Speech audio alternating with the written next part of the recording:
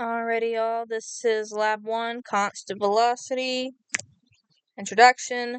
The focus of this lab is to compare observed movement and position of a constant velocity object to its predicted position. The purpose is to determine how predicted and observed position may vary according to mass, velocity, and the overall net forces acting on the object. Demonstrates to the student how to create computational models of predicted position of an object. Fundamental concept, vectors, average velocity, final velocity, displacement, Newton's first and second law. I gave some of the equations, which really the one that we focused on was, for me anyways, was this final velocity, especially when trying to get like FNet and everything into the model, but whatever. Overview. Overall, this lab demonstrated that we can predict position relatively closely to observed position, but there are numerous variables we need to take into account to get an accurate predicted position. Procedure. Record an object moving at a constant speed in a singular direction. Use tracker to analyze the position of the object. Use GlowScript to create a computational model of the predicted position. Compare the observed position with the predicted position. Boom. Alright, here's my video. Just took a crystal, slid it across the notebook so it'd go in a straight line, so it was easier for me with tracker, because the first time I did it without tracker, it kept, whatever.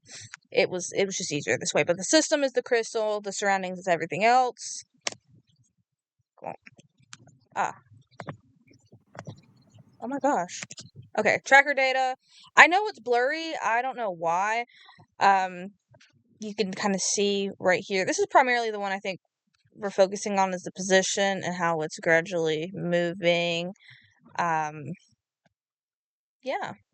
So you can see it was really about the 0.06 second that it actually started moving across.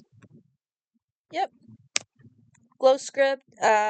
Here's my code.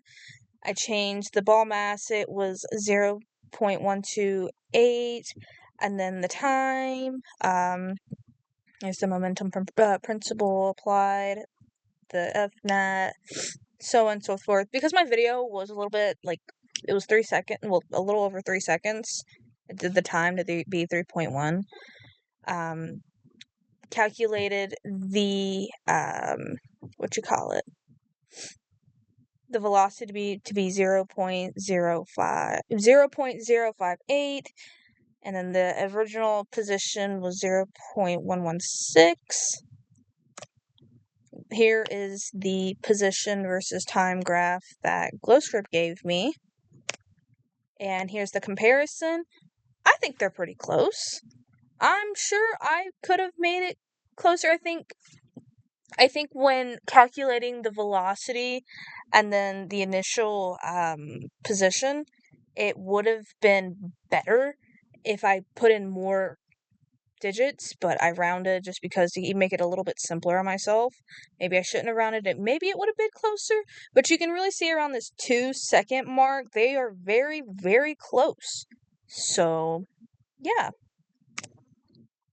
What if, when you analyzed your video data and tracker, you made a choice of the orientation of axis? Discuss briefly how your results would change or how they would remain the same if you were to fix the axis. I believe it would just reverse all the answer, not reverse, but like change the sign of each of the answers. So like the velocity wouldn't be positive anymore. It would be negative.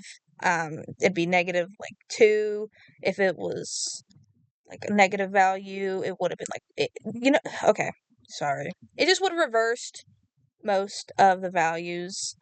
So the velocity, if it was positive, it wouldn't have went to negative. If it was negative, it would have went to positive. Just things of that nature.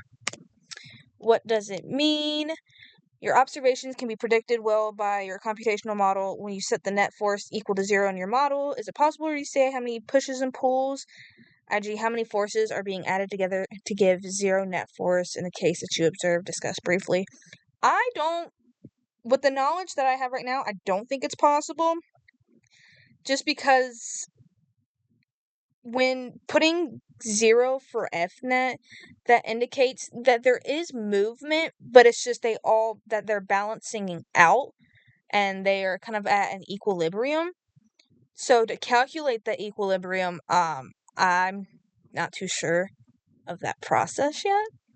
So there are equal and opposite forces being acted upon to this system, which was the crystal.